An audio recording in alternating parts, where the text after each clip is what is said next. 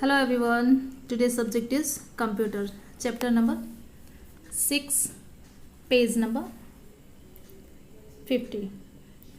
Today we will read this chapter using computers, do's and don'ts. Let's start reading. You should be careful while using machine. मशीनों का use करते समय आपको सावधान रहना चाहिए. You know that computer is a machine. आप जानते हैं कि कंप्यूटर एक मशीन है.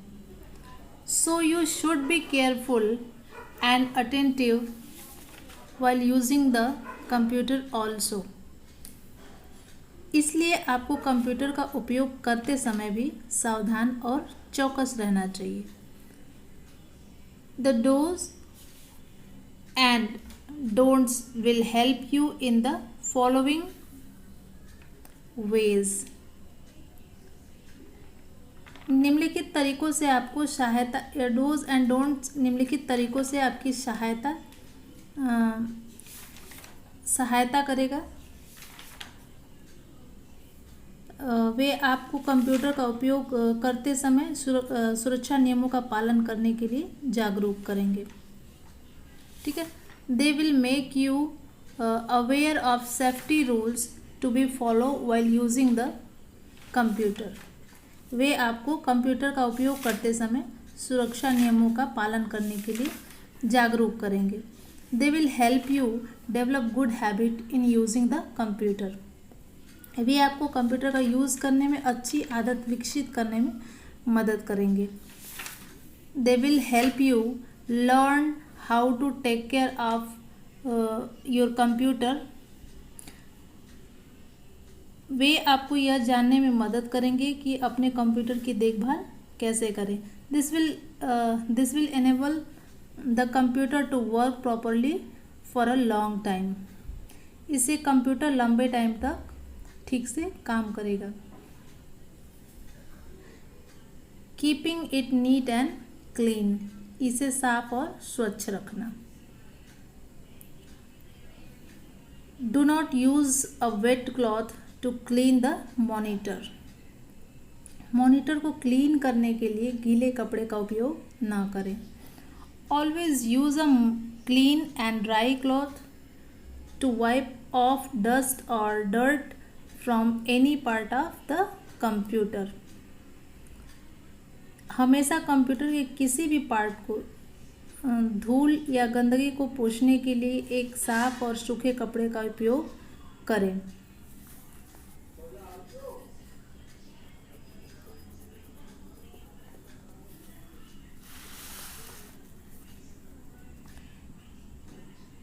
You should not eat or drink near the computer.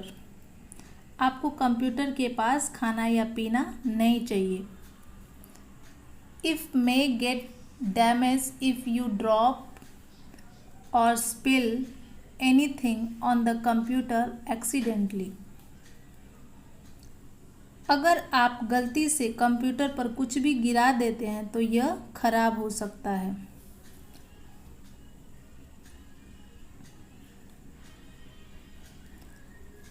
Always keep the computer room clean.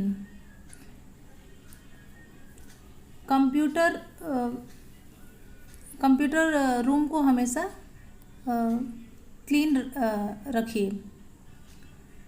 Your shoes may have dirt stuck to them. आपके जूते में गंदगी हो सकती है. Remove the before entering the computer room. उन्हें computer room में प्रवेश करने से पहले हटा दें. Always keep the computer covered when not in use. जब उपयोग में ना हो तो कंप्यूटर को हमेशा ढक कर रखें. Right? Turn the page.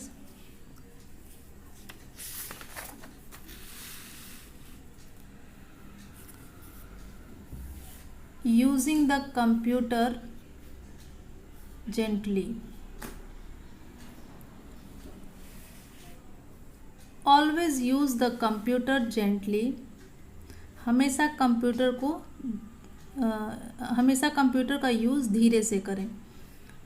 Do not touch the connecting wire, connecting तारों को स्पर्श ना करें यानी टच ना करें।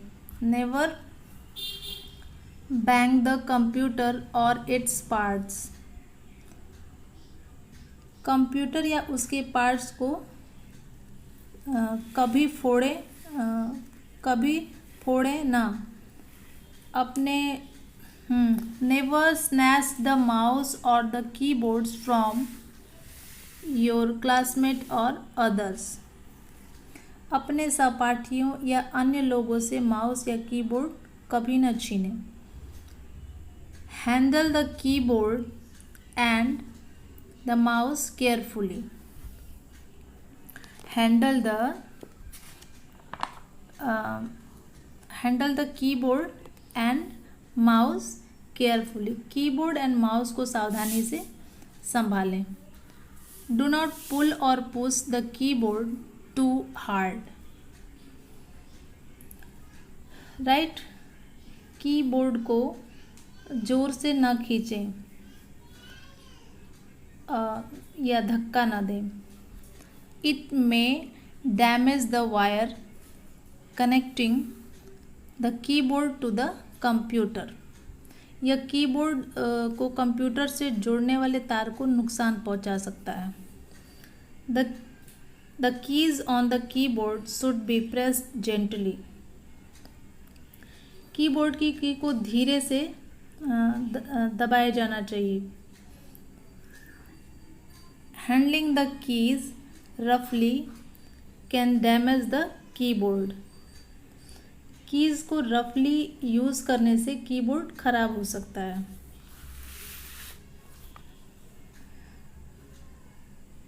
A computer mouse should be held properly,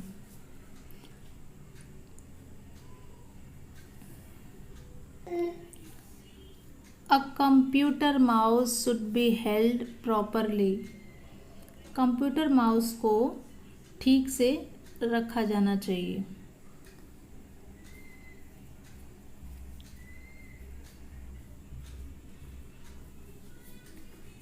You should not play with the wire or pull them as the might affect the working of the mouse,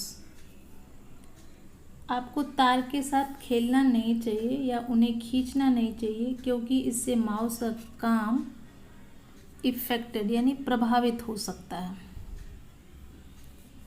keep CDs and DVDs properly in their case or in a CD/DVD folders, CD और DVD को उनके case में या फिर CD/DVD folder में ठीक से रखें। If you handle them carelessly they may get damaged, यदि आप उन्हें लापरवाही से संभालेंगे तो वो टूट जाएंगे या फिर खराब हो जाएंगे, right. A computer must be switch on end of properly, computer को ठीक से चालू या बंद किया जाना चाहिए। Turn the page. Maintaining the correct posture, maintaining the correct posture, सही मुद्रा बनाए रखना। Always sit at an arm's length from the monitor, हमेशा मॉनिटर से एक हाथ की दूरी पर बैठें। You should not bend forward while working on the computer, आपको कंप्यूटर पर काम करते समय आगे नहीं झुकना चाहिए। Sit close to your keyboard and position it so that it is directly in front of your body, आपने कीबोर्ड के करीब बैठें और उसे पोजीशन दे ताकि वह सीधे आपके शरीर के समान हो। Make sure the keys are entered with your body. सुनिश्चित करें कि कीज आपके बॉडी के साथ सेंटर में हो। Taking turns while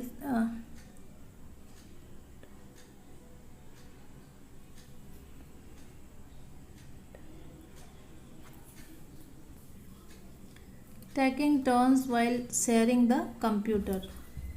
Often you may have to share a computer in the lab with your classmate.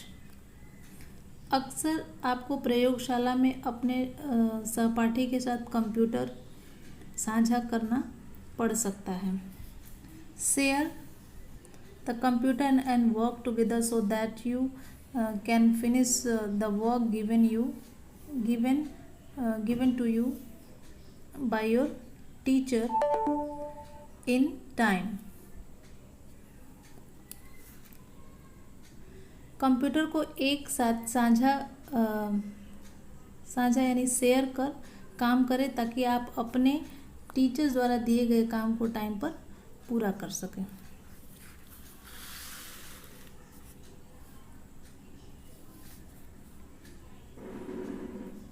Being sensitive toward others.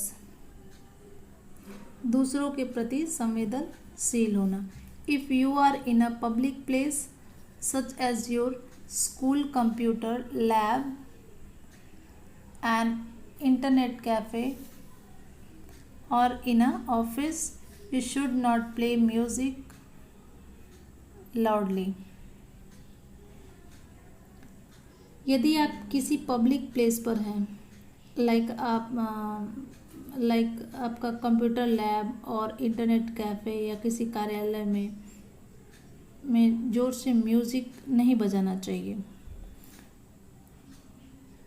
Use headphone और lower the volume so that the music does not disturb others.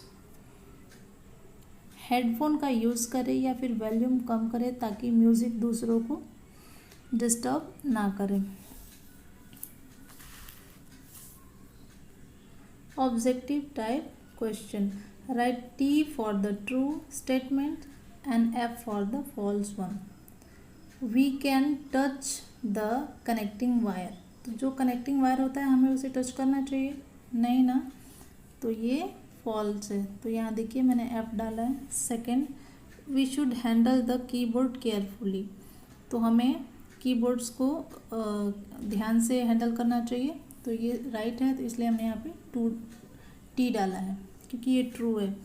We should share a computer in the lab with your classmate. तो ये भी true है, इसलिए हमने यहाँ पे T लिखा हुआ। आपको भी ऐसे अपने टेक्स्ट बुक में करना है।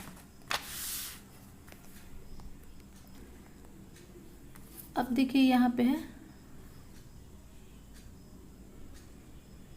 Right the correct statement from the box under each figure.